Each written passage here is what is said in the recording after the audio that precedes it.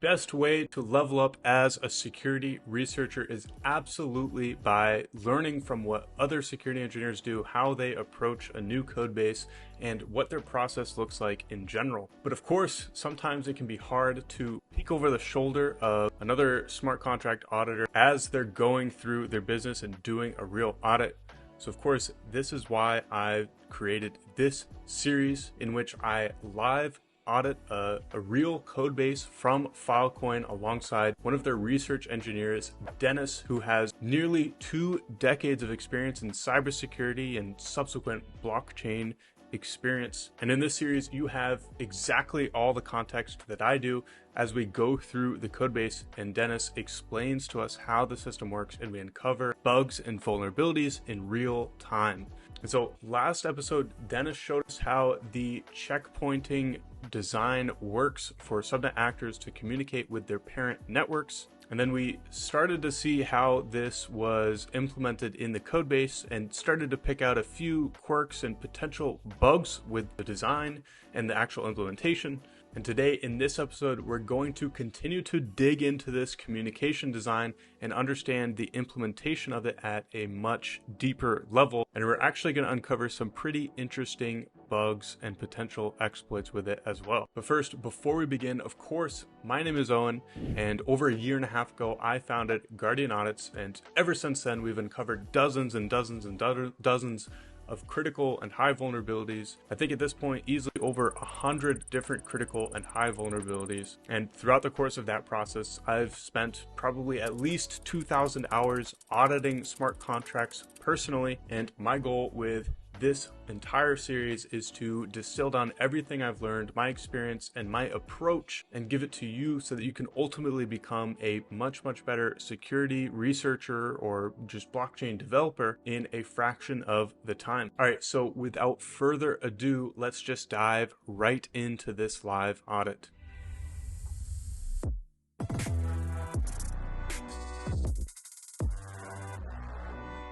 Okay, so we push an epoch here, and so how this check looks like. Okay, got it. Yeah, that makes sense. Last voting executed epoch plus submission. Okay, so that's the next.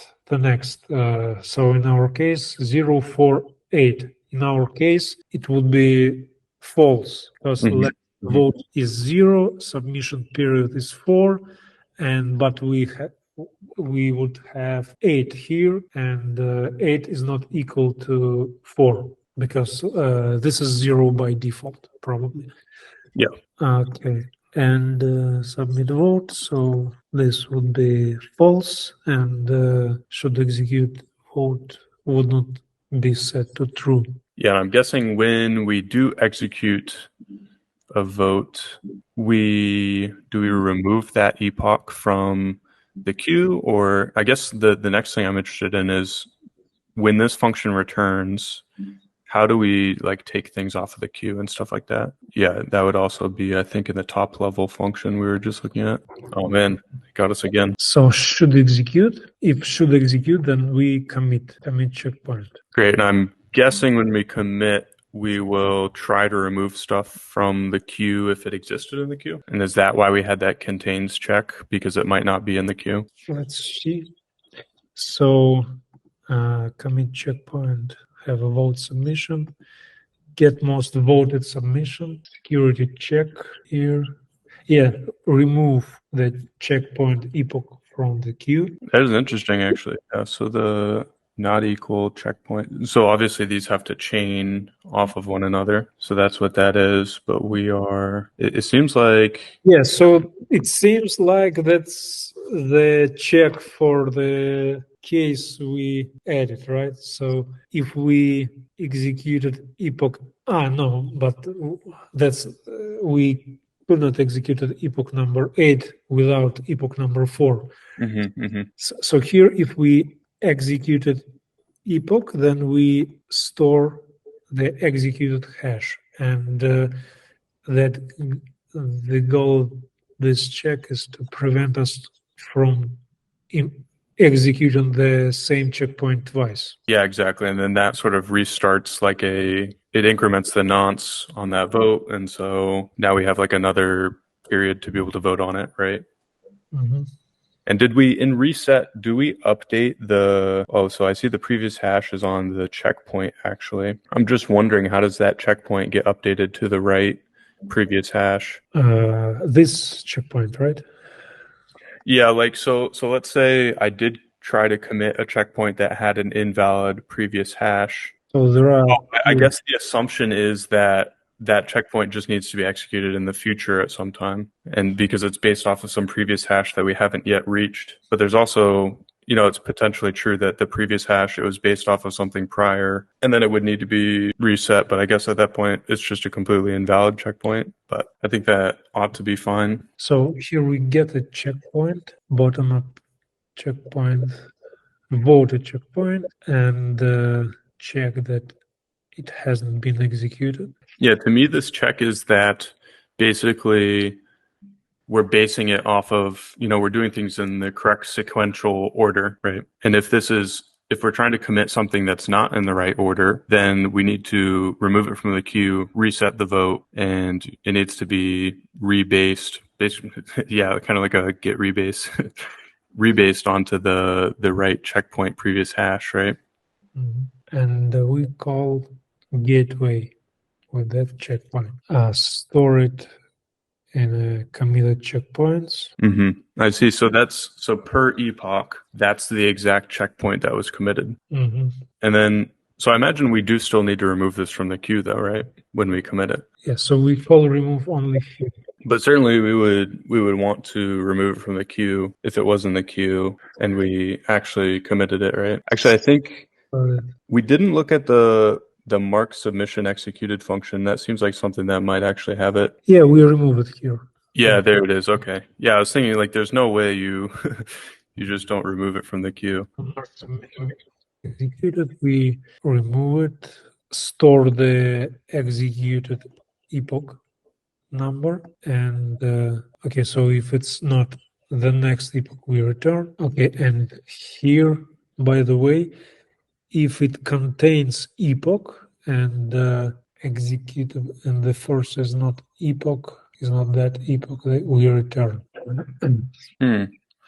That seems kind of dangerous, actually. It just seems sort of implicit to me, right? Like, if it doesn't meet these conditions, something is wrong. And so instead of just returning and silently sort of like allowing that to happen, I would think you'd want to just revert entirely or, do something. Because this way, basically, if we think about it, if I allow something that is in the queue, but it's not the first to pass that line, then we're going to like commit it to the gateway. So we actually not mark that as executed, but we continue. Mm-hmm. Mm-hmm. Yeah, exactly. You're exactly right. All right, fantastic. And then, yeah, basically from there, then we go into the gateway and everything's accounted for in the actor. Yeah, commit child check. So we commit child check. Oh man, this is a function, huh? With a capital F. Okay, so external call from a subnet once, no modifiers. I just wondering, we probably don't have external calls here. Mm-hmm, mm-hmm. Are you doing the sort of like pseudo access control? Actually, we do. Okay. Yeah, in distribute reward, but that's the last one. So all state changes will be performed at that moment. Okay. Initialize. We check that the sender. So actually, the access control is implemented here. We check that the caller is a subnet actor. Yeah, and that's interesting actually because there's something here we might want to note. It looks like it's not going to be an issue because of some subsequent checks. But it's interesting that the access control on line 285, it's based on the input to the function, right? So we're checking if the actor, we're like calling commit.source.getActor to get an address, and we're hoping that it resolves to the message.sender. But if I was an arbitrary address calling this function, I could provide whatever commit I would like and I provide arbitrary call data that fits that and has an actor that is my message.sender address. But I think that's fine because on the subsequent lines on 287 and below, we actually check like get subnet of message.sender, and absolutely you would have to be a subnet registered in the system to be an active subnet. So I think that's fine. So then we don't need this line. I think that still adds,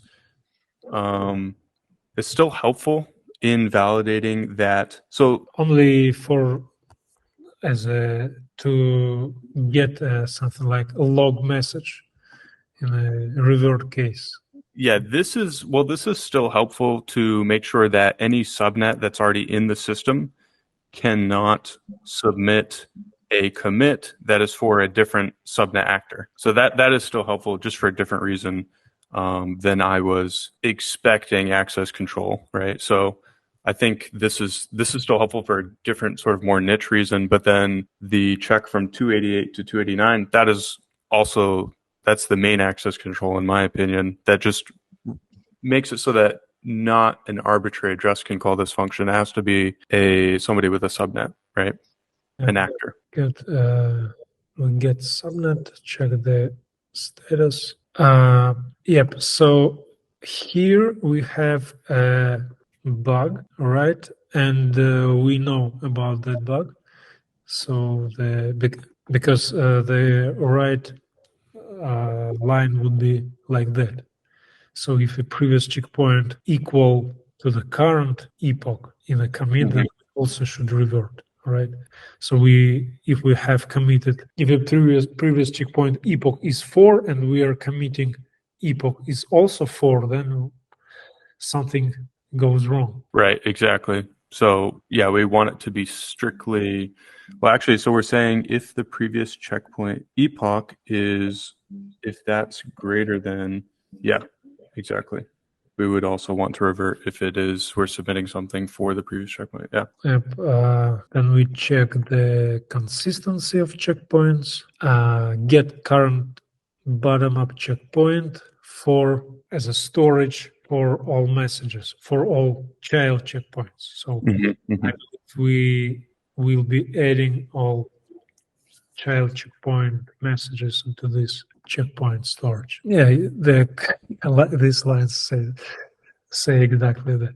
Yep, and so checkpoint, and it also return. So this function returns whether checkpoint exists or not. If it does not exist, we create a new checkpoint, and the source is this network. So the network of the gateway actor, right? And the epoch will be current epoch. Got it. And the network name here, that's really the same thing as the network ID, right? Which is the path. No, that's the network. That the name. Yes. So the network from the constructor of the gateway actor. So root or /root/Alice or stuff like that. Okay, yeah. Maybe something that, I mean, I don't know, this is more of a naming thing, like you said, but maybe like network ID would be more intuitive. I don't know, just preference. And commit is our input. We create two variables, commit hash and commit source to hash. So this is the hash of the network name of the input checkpoint, and this is the hash of the entire checkpoint message. And then children is a mapping from epochs to commit source to bytes 32 commit source, and it contains 2 uint 256 signaling whether the child exists here and the index of the child in the array, index of the checkpoint message in the array of all children messages. Okay, got it. One question I do have is when we say the checkpoint dot source To me, when I think of a source of a checkpoint, wouldn't that be the subnet that the checkpoint is coming from? Yeah, right. Yeah, subnet ID. Yeah, so like if let's say we have the root net up here, and then we have a subnet directly below it, subnet B. If I were to commit my checkpoint from subnet B to the root network, the source of the checkpoint would be subnet B, right? No, it will be /root/B. Yeah. So the ID of B would be the source, right? But in the gateway, we're committing, and at this point, we're committing on the root network. Is that right? That function is used for two purposes.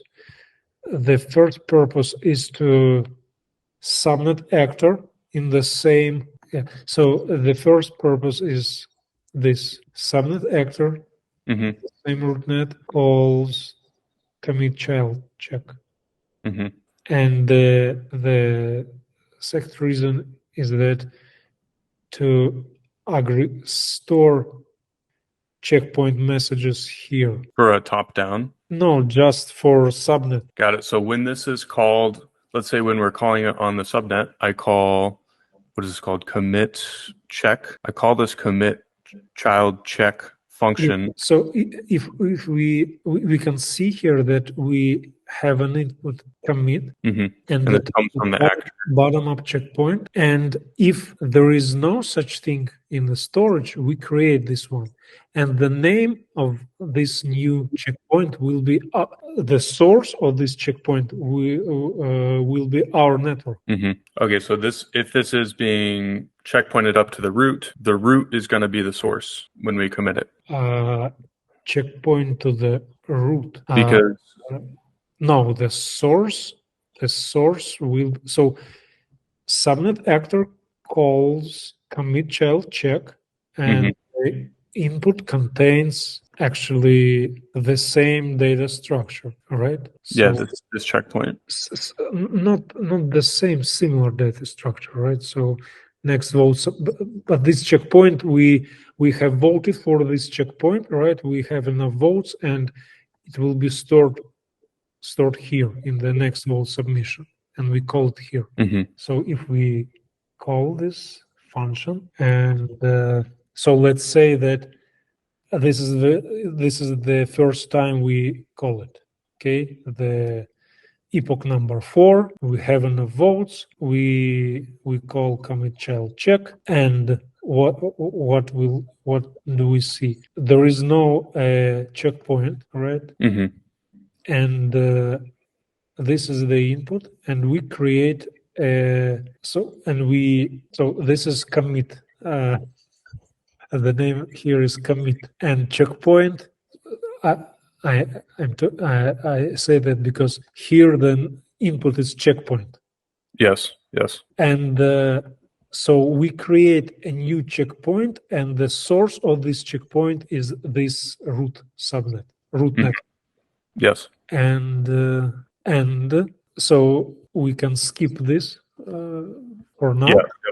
And let's see what happens related to commit. So we created something. We created a type of data structure, and here we go through the messages from the commit, from the checkpoint, from the child subnet. We update total value, accumulate all values from the checkpoint messages, update it, increase bottom-up nonce. So if the input checkpoint has 3 messages, then the next nonce will be +3. It will be 4, right? 3. Okay. Check the circulation supply and apply messages. And let's check what does it mean to apply messages. We go through a loop and apply each message. What does it mean to apply a message? It means if this subnet is the destination, we should apply it. But if it's not, we should forward it to another subnet using a post box, probably. So, right? Yeah, executes the cross message if its destination is the current method. Got it. So that's where the context of what the source is within that framework. Okay, so that makes more sense. It's not necessarily where the checkpoint necessarily originated. It is the network that we're currently standing on, right? Where this is being executed. Yeah, and one more. So we store all checkpoints from child subnets, right? So we created a checkpoint. This one, its name network name. In our case, it's a name root, and we push input. The input name is commit into this children array. Still with me? Yes. So we're pushing to that children array, and we're saying the source of this is this network, and then so this children array. What is this used for? So checkpoint source is this network. Yeah. Source. Commit source, of course, the child network. Yeah, that all makes sense. Okay. Okay. Yeah. So for me, most interesting part is that, and from security perspective, I believe that the most important part is that. This value. Yeah, because we change circulation supply here. That is the firewall. Yeah, this is the firewall rule. Yeah. Okay, so do you have any concerns related to that part? Let's see. So we are starting off, total value is, technically speaking, we don't need to initialize that to the default value. So we go in this for loop for these cross messages dot length. Technically speaking, we could cache the length of the array, stuff like that. Don't need to worry about that. Total value plus equals the message value. Yes. And then we add the fees. Yeah, commit fee is an input. So, and checkpoint, it's and where. Yeah, one thing I'm immediately thinking is, where did we initialize, or where did we get checkpoint fee? Because we created checkpoint here. Yeah, maybe we didn't. Maybe we get it, not created. It should. Yes, that's something we should definitely check.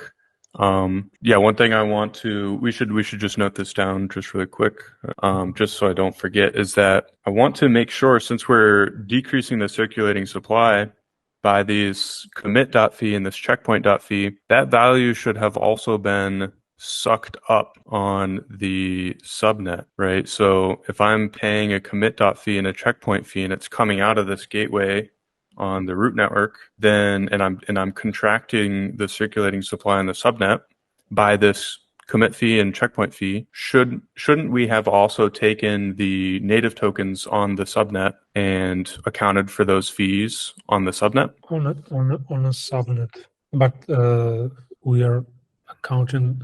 What do you mean by on a subnet? Yeah, so what we're doing, so first part totally makes sense. We get all of the cross messages, right? We get all the value. We summate the value from all of the cross messages. To give value to a cross message from this subnet to this subnet, if I want to send a cross message from here to here with 5 ether on this subnet's ether, I have to send 5 ether on this subnet into the gateway to have that cross message end up contracting the circulating supply. Yeah, and then my 5 ether pops out over here, right? This should decrease the circulation supply by 5 ethers.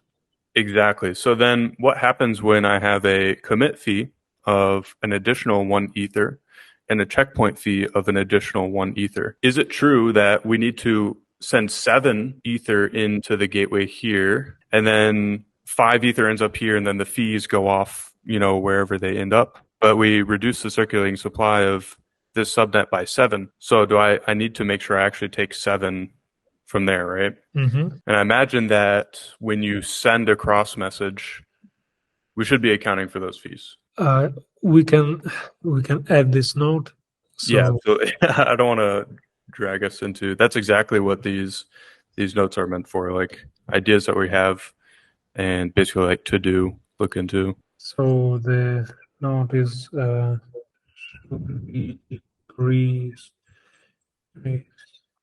we count cross message fees. Yeah, I'm assuming you do this. But we do, right?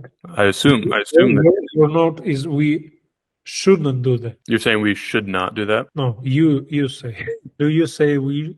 I think we should do that. If we're so if we're going to be decreasing the circulating supply on this subnet by that amount that includes the fees, we should have accounted for the fees on that subnet. Yeah, so that's by design. So that's by design. So the idea is that as I said, we should not subnet is not allowed to spend more native tokens that it was sent to that subnet from the exactly. Yeah, so if we didn't end up accounting for these fees in the subnet, then you would end up with weird cases where you technically have native tokens circulating on the subnet, but you've already decreased that circulating supply variable right there on 349. And so I think you would end up with an underflow revert if people were attempting to take off tokens. But yeah, I'm assuming there is stuff like that in the message used for sending cross messages. So no, there are no so fees are not accounted here, but commit top down. This is different, right? Because it's not going to be applied the same way with fees. Yes, so these fund and release are functions that call directly from a parent method to send and to get back tokens from a subnet, from a child subnet. And because of it's not a true cross message communication. It's a parent subnet communication. So there are no fees for the fund. Yeah, at least in the code. Oh, I see. Actually, there's that cross message fee, of course. Yeah, cross message. But it's so this is the constant. But that's different, yeah. But actually, is that literally what accounts for those two fees right there? Let me find it. Let me check. And no, that's commit fee. Yeah, and checkpoint fee. And checkpoint fee. Oh, so that could be empty. The fee could be 0 if it doesn't exist. Yeah, I thought that the cross message fee amount charged per cross message. So has fee modifier, constructor, fund, release, in propagate, cross message side effects, it's a magic, and commit bottom up. Okay, yes. That's the same fee. It is plus, so it's encapsulated within the checkpoint fee, but it's possible the checkpoint fee is greater than that, right? Okay, but what is the source of that checkpoint fee? Yeah, I'm wondering. It looks like you might be able to just set it as the cross message fee instead of incrementing it. Okay, I'll create a question. This might actually be a good invariant to fuzz. Circular supply or which invariant? Yeah, so the invariant that I would want to at least manually check, if not try to create like a fuzzing harness. That might be a little complex since we're talking about, different networks and stuff, although it could be simulated. But the invariant that I'm thinking of is that always the value that is transmitted from a subnet should always be equal to the value that gets transferred to the gateway on that subnet, right? So what does that mean? That means that if I send 5 ether to subnet B from subnet A, and there's 2 ether of fees on top of that, then I should be sending 7 ether to the gateway to cover those fees and the value I want to send on subnet A. And then subnet B, the recipient gets their 5 ether, the 2 ether and fees go to where they need to go, they get distributed. But they should always be equal to the amount exactly taken in the gateway. Otherwise, you end up essentially burning other people's tokens on that subnet because we've subtracted that total value from the circulating supply. And it makes other people's tokens non-redeemable. Say it again, please. So how I would word this is, let's see, the value coming out of a subnet should be exactly equal to the value sent to that subnet's gateway, if that makes sense. It's almost like literally a stronger, more constrictive version of the firewall principle, right? A little bit more specific. Sent to that gateway or from that gateway? So I'm thinking, so on subnet A, right? If I want to send a cross message to some other subnet, I have to first take native tokens and send it to the gateway contract on subnet A, because we're going to ultimately end up constricting the circulating supply of subnet A by this exact amount. And like when we think about it, like literally constricting the circulating supply, that means that I literally want to remove those from circulation, right? So how do we remove that exact amount from circulation? We send that exact amount to the gateway. If for some reason we don't send that amount, let's say I send 6 Ether to the gateway instead of 7, but here we're going to constrict the circulating supply by 7. So now there's more tokens floating around on subnet A than the parent thinks there are on subnet A. So if all users on subnet A try to withdraw all their tokens, there's one extra token that whoever's the last person to withdraw is going to get, they get the short straw. They're going to underflow revert when we do this calculation on 354, where we do circulating supply minus equals the value of this message. Okay, I will check. Yeah, it would be great to actually check that. Yeah, absolutely. And I think it should be, it should be fine as long as these exact fees are being accounted for on the way into the gateway. I'm just thinking it is somewhat non-trivial, right? Because we have a few different fee variables. There's like a plus equals on a fee. There are a few edge cases. So yeah. And that is like a critical direct loss of funds for anybody who's the last person to pull out of that subnet. Yeah. All right, that is all for this time. I hope that you're starting to see how this whole code base fits together and this overall design of subnet actor communication, and maybe you're even spotting some findings as we go along as well. And of course, if you find anything interesting as we're going, go ahead and leave it as a comment on the video and we can get that relayed to the Filecoin team. So in the next episode, we're going to continue to dig into this communication design, really the design of the hierarchical consensus protocol, and we're going to get to do this with Alfonso, who is actually the lead architect of the hierarchical consensus protocol. And of course, if you are on a team that is building a really, really cool DeFi application, something new and innovative, and you're starting to look for a security review, then I want to hear about your project. In fact, I want to hear about it so much that I will do a first pass initial review and point out any glaring issues or surface level bugs and vulnerabilities that you would want to get fixed before going into an audit when you apply for a quote at guardianaudits.com/quote. And of course, if you happen to know any teams who are looking for a security review